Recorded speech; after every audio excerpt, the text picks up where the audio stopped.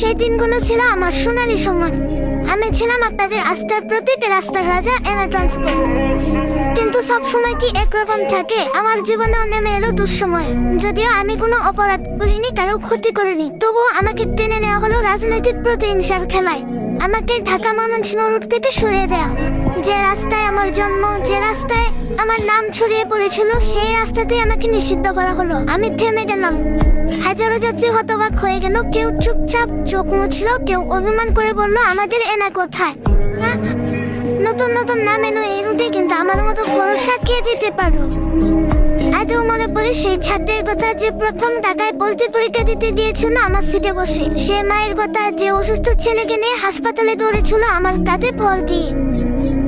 সেই বাবার কথা, যে কাঁদতে কাঁদতে বাড়ি ফিরেছিল প্রিয়জন হারিয়ে। আমার জানালার কাছে লেগে আছে সেই অশ্রু, আমার সিটে আজও ভেসে আসে সেই হাসি।